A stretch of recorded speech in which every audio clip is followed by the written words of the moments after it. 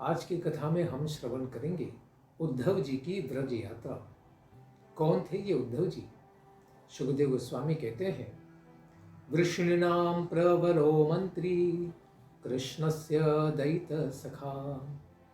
उद्धव जी यदुवंशियों में श्रेष्ठ पुरुष थे और कृष्णस्य दयित, भगवान श्री कृष्ण के अत्यंत प्रिय मित्र थे।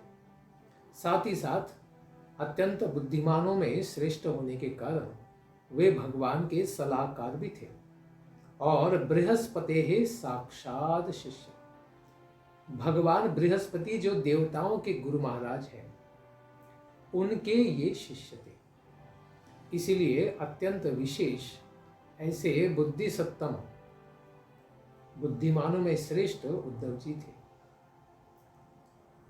अपने शरणागतों के कष्ट दूर करने वाले भगवान श्री कृष्ण अपने प्रियतम और एकांतिक ऐसे भक्त श्री उद्धव जी को एकांत में हाथ पकड़ते हुए कहते हैं, गच्छ उद्धव व्रजम व्रजम। हे सौम्य स्वभाव वाले उद्धव, तुम व्रज में जाओ और हम दोनों के माता पिता नंद बाबा और यशोदा माता को तुम प्रसन्न करो। और मेरे वियोग के कारण गोपियां मनोव्याधि से पीड़ित हैं, उनका मन बड़ा दुखी है। मेरे संदेश से उन सबों का मानसिक दुख को तुम दूर करो।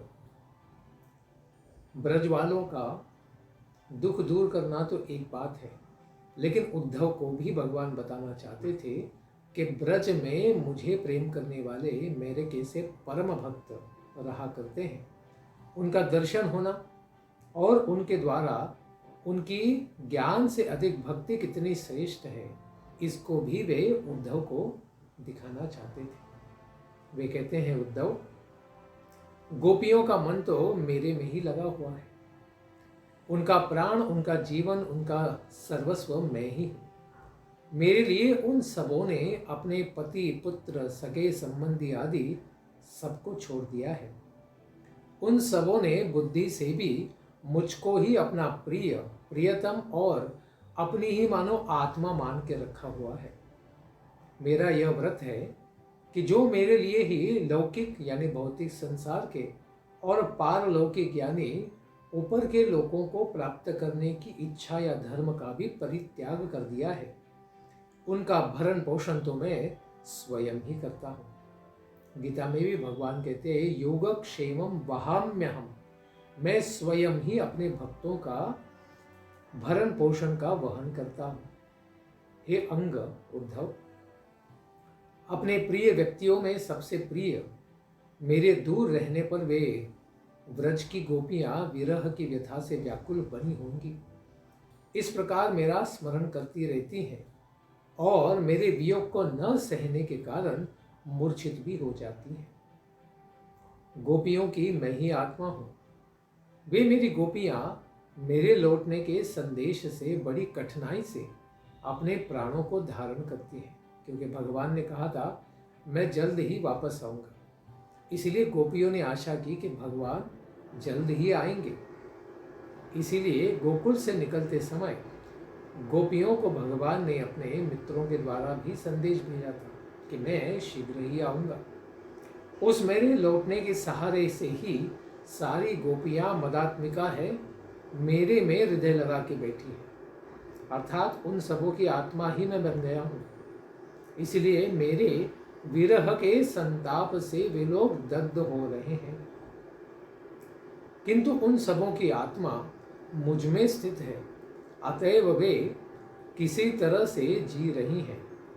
वे अपना जीवन भी नहीं त्याग पाएंगी, क्योंकि उन्हें पता है कि जब मुझे पता चलेगा कि वे लोगों ने देह त्याग कर दिया है तो मुझे दुख होगा, तो मुझे दुख न हो इसीलिए वे मर भी नहीं पाएंगी। इतना प्रेम करती हैं। सुखदेव गोस्वामी कहते हैं, इस तरह से भगवान ने जब अपने प्रिय मित्र उद्धव को संदेश देने के लिए कहा तो उद्धव जी ने इसको स्वीकार किया और वे भी ब्रजवासियों को देखना चाहते थे। इस प्रकार रथ पर चढ़कर गोकुल के लिए उद्धव जी ने प्रस्थान किया। उद्धव जी इतने महान थे कि भगवान की तरह ही श्याम सुंदर उन्हीं की तरह वस्त्र भी पहनते थे, दिखने में एक जैसे ही थे। ऐसे परम सुंदर उद्धव जी धीरे धीरे ब्रज की ओर गए, इसलिए उन्हें भी पहुंचते पहुंचते सूर्यास्त हो रहा था। तब पशु वन से वापस लौटते समय उनके खुरों से उड़ने वाली अनंत धूल के कारण उद्धव जी का रथ भी छिप गया, किसी को दिखाई नहीं दे रहा था। उस समय वे गोकुल में प्रवेश करते हैं। उसी समय ऋतुमती गायों के लिए सांड आपस में लड़ रहे थे और उन सांडों की गर्जना से व्रज ध्वनित हो रहा था। नई ब्याही हुई गायें अपने थानों की भारी भार से दबी होने पर भी अपने बछड़ों की ओर ही दौड़ रही थी। भगवान ने अपनी लीला में क्या किया? विषादग्रस्त वृंदावन को ढक लिया कुछ समय के लिए, और कृष्ण के उपस्थिति वाला वृंदावन यहां पर उद्धव जी को दिखाया, ताकि उद्धव जी को ब्रज की दोनों महिमाएं पता चले। मानो कृष्ण हो उस प्रकार का प्रसंग, क्योंकि यहाँ पर गायें भी खुश हैं, ब्रजवासी भी आनंदित है। ये ब्रज का वो प्रसंग है जब भगवान स्वयं वहां होते थे। उसके पश्चात भगवान के विषाद वाला भी वृंदावन वो उद्धव जी को दिखाएंगे। यहाँ देखते हैं कि इधर उधर उछलते हुए गौओं के उजले बछड़ों से सुशोभित, गायों के दूहने की घर घर ध्वनि से तथा वंशी की ध्वनि से गोकुल सुशोभित हो रहा था। इस प्रकार से पता चलता है कि सारा ब्रज कितना आनंद का अनुभव करता था। अच्छी तरह से अलंकृत सारी गोपियां तथा गोपगण भी, वो भी सुशोभित थे। जब गोपियां बलराम जी एवं श्री कृष्ण के सुंदर कर्मों के सुंदर सुंदर गीत गाया करती थी, उस समय में ही ब्रज में उद्धव जी का प्रवेश हुआ था। अग्नि, सूर्य, अतिथि, गौमाता, ब्राह्मण, पितृगण तथा देवताओं की अर्चना से युक्त धूप, दीप एवं मालाओं से सुशोभित तम गोपों के गृहों से मनोहर वृक्ष में उद्धव जी बड़े प्रेम के साथ प्रवेश करते हैं। वहां के वन पुष्पों से भरे हुए दर्शन को लेते हुए, जहां पर पक्षी चहक रहे थे और भौरे गुंजार कर रहे थे, हंसों एवं कारंडों से भरे हुए पद्म समूहों से समलंकृत ब्रज में उद्धव जी का प्रवेश होता है। भगवान श्री कृष्ण के अत्यंत प्रिय अनुचर ऐसे उद्धव जी को देखते ही नंद जी बड़े प्रसन्नता को प्राप्त करते हैं, क्योंकि वासुदेव धिया साक्षात भगवान नारायण ही आ गए हैं, जिनकी आराधना नंद बाबा प्रतिदिन करते थे। मानो वही नारायण आ गए, इस प्रकार से ही भावना करते हुए सामने बढ़े।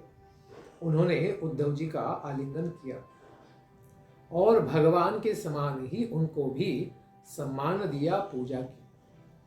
उत्तम अन्न का भोजन करने के बाद शैया पर सुखपूर्वक बैठ गए। ऐसे उद्धव जी के चरणों को दबाकर जो नंद बाबा के सेवक थे, उन्होंने उद्धव जी की यात्रा की सारी थकान को दूर कर दिया। उसके पश्चात नंद बाबा ने उनसे पूछा, हे महाभाग्यवान उद्धव जी, हे अंग, हमारे प्रिय मित्र वसुदेव जी अब तो कारागार से मुक्त हैं। अब वे अपने पुत्रों तथा हितैषियों के साथ कुशल पूर्वक तो है ना?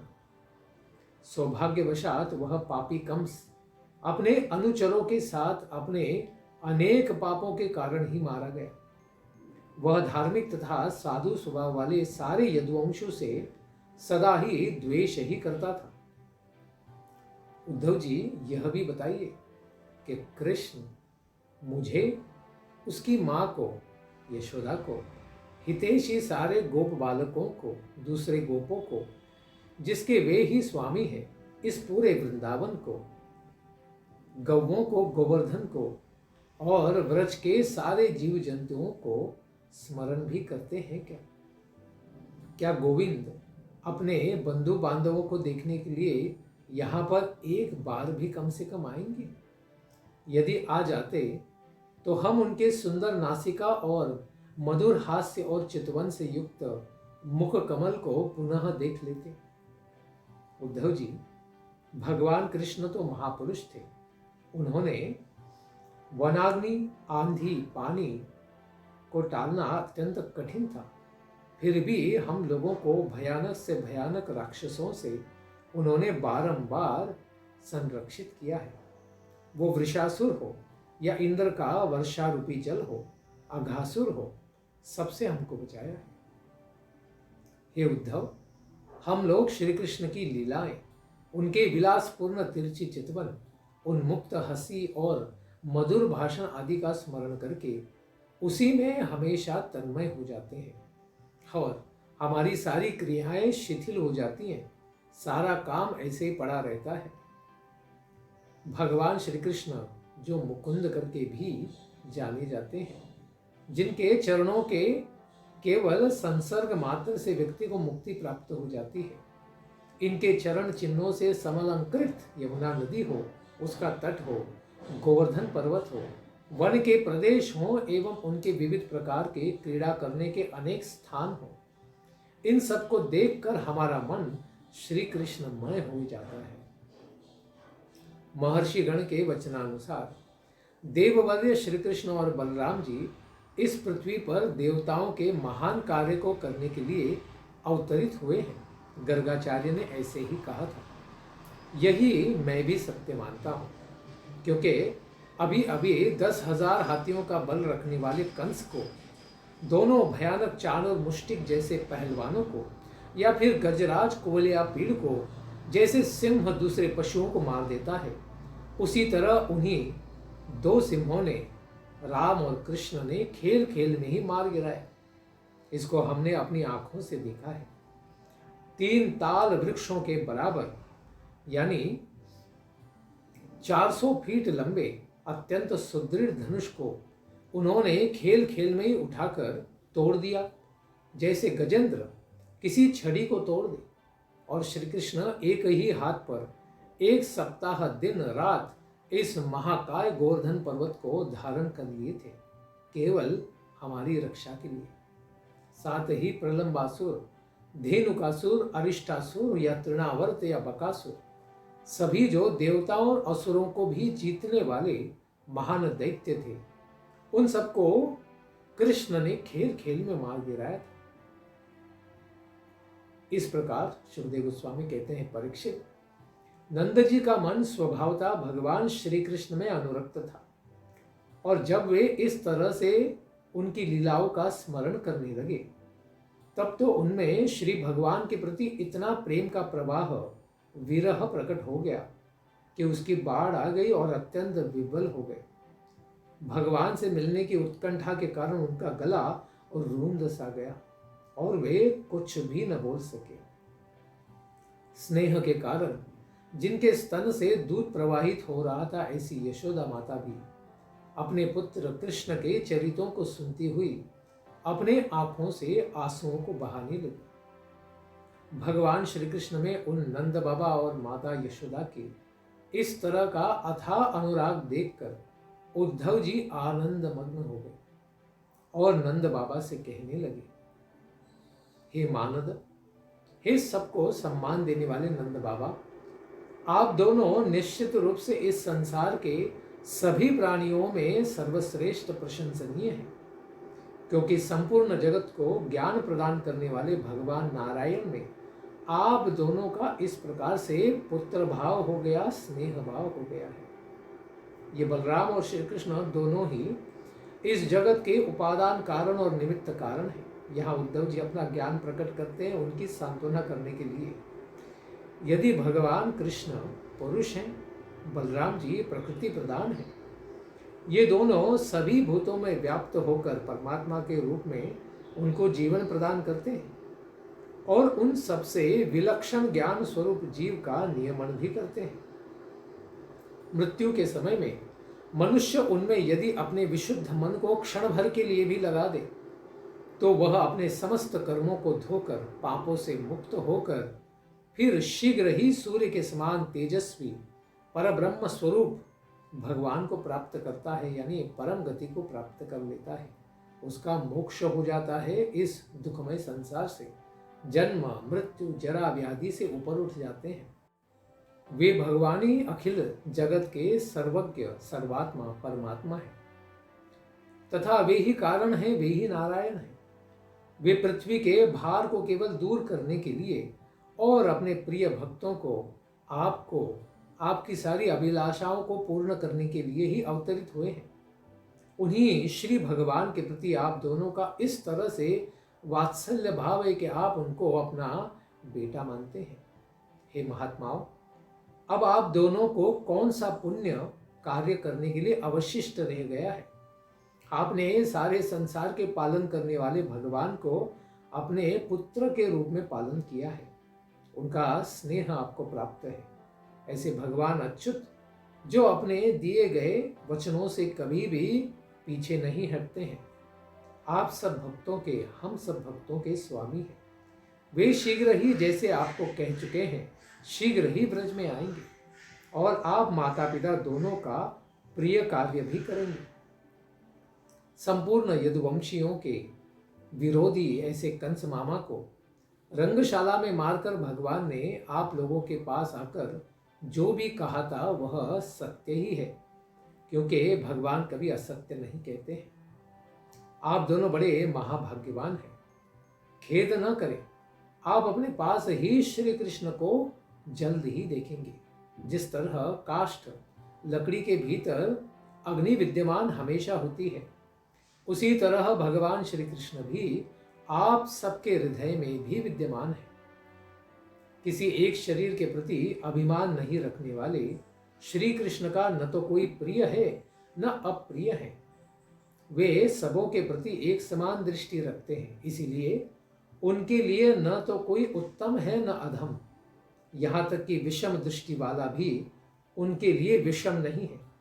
कंस को मारने के बाद भी उसका उद्धार ही हुआ है, या फिर ब्रज में सारे असुरों को मारने के बाद भी उनको मोक्ष गति ही प्राप्त हुई है, क्योंकि भगवान किसी से वैषम्य भाव नहीं रखते हैं। श्री कृष्ण का न तो कोई माता है, न कोई पिता, न पुत्र, न पत्नी। उनका न तो कोई आत्मीय है न कोई पराया भी, क्योंकि सब तो भगवान के अंश ही है। न तो उनका कोई भौतिक देह होता है, न उनका जन्म या मृत्यु। इस लोक में उनके लिए कर्तव्य रूप से तो कोई भी कर्म नहीं है। न तस्य कार्यम करणम च विद्यते। भगवान के लिए कोई कर्तव्य नहीं है।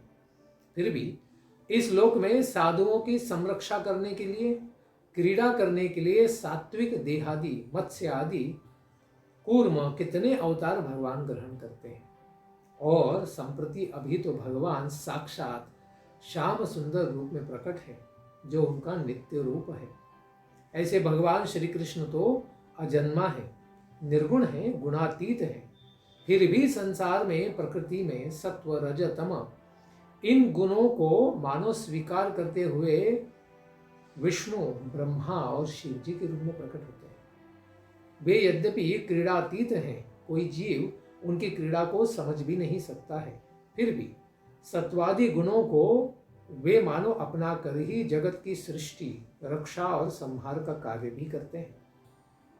लेकिन भगवान गुणातीत होने के कारण सत्व से भी परे हैं, क्योंकि सत्व में स्थित ब्रह्मा, इंद्र आदि देवता भी उनको जान नहीं पाते हैं।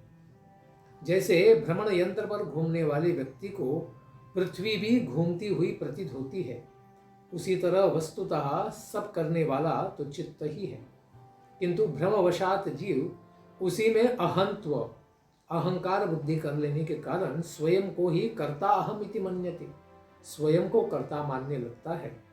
इसी के कारण मानो वह दुख को अनुभव करता है, लेकिन आत्मा को भी कोई दुख नहीं है। अहंकार के स्तर पर ही उसे दुख होता है। अगर हम स्वयं को शरीर न माने, न मन, न बुद्धि, न अहंकार माने, हम स्वयं को केवल आत्म स्वरूप में ही स्थित हुआ जान ले, तो फिर संसार में दुख ही क्या बचेगा। ये श्री कृष्ण केवल आप दोनों के ही पुत्र नहीं है, अपितु सबों के पुत्र हैं, आत्मा है, पिता है, पुत्र है और स्वामी भी है। संसार की जितनी भी देखी और सुनी गई वस्तुएं हैं, चाहे वे भूतकालिक हो, वर्तमान हो या फिर भविष्य में प्रकट होंगी, सबके सब भगवान अच्युत के बिना कोई भी वस्तु इसकी स्थिति ही वास्तव्य हो नहीं सकता है। वस्तुतः वे ही सब कुछ हैं, वे ही परमार्थ हैं, क्योंकि कण कण में भगवान ही समाये हुए हैं। हे राजन, इस तरह से नंद जी के तथा भगवान के भक्त उद्धव जी की बातें करते हुए रात बीत गई और गोपियों ने उठकर दीपक जलाया, वास्तु देवता वास्तु पुरुष की पूजा की और फिर दधि मंथन का कार्य करने लगी। ये उनका नित्य कर्म था।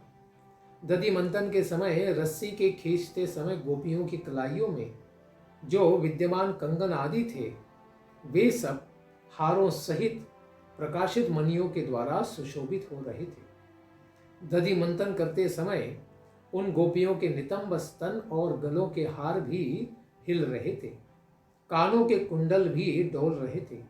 अपनी कांति से गोपियों के कुमकुम मंडित कपोलों की लालिमा को और भी वे बढ़ा रहे थे। इस प्रकार शोभा संपन्न गोपियां दधि मंथन का काम करने लगी। दधि मंथन करते समय कमल नयन भगवान श्री कृष्ण की लीलाओं का वे सुंदरता से रागों में गायन कर रही थी। इसी के साथ गोपियों की ध्वनि दधि मंथन के शब्द से मिलकर स्वर्ग लोक तक पहुंच गई, जो ध्वनि चारों ओर फैलकर दिशाओं के सारे अमंगल को नष्ट कर रही थी। इतना सुंदर गीत था कि केवल भगवान से संबंधित होने के कारण सारे संसार का अमंगल नष्ट करने की उसमें शक्ति थी। भगवान सूर्य के उदित होने पर नंद बाबा के दरवाजे पर सोने का रथ देखकर सारी ब्रजवासी गोपियां आपस में बातें करने लगी कि अरे, यह रथ किसका है? क्या फिर वही अक्रूर, जिसका स्वभाव तो अत्यंत क्रूर है, जो कंस के प्रयोजन की सिद्धि करने वाला है, जो कमल नयन भगवान श्री कृष्ण को मधुपुरी मथुरापुरी ले जाने वाला है या ले गया है, क्या वही अब हम लोगों को भी ले जाकर अपने मरे हुए स्वामी कंस के पिंडदान के उपाय करने आया है? जब स्त्रियां आपस में इस प्रकार से उलाहना दे रही थी, बातें कर रही थी, उसी समय उद्धव जी नित्य कर्म से निवृत्त होकर वहां पर आ जाते हैं। इसके पश्चात उद्धव जी का गोपियों के साथ संवाद हम श्रवण करेंगे आने वाले सत्र में। धन्यवाद। हरे कृष्णा। ग्रंथराज श्रीमद् भागवतम की जय। उद्धव के ब्रज यात्रा की जय। जय जय श्री राधे श्याम। जय जय श्री वृंदावन धाम।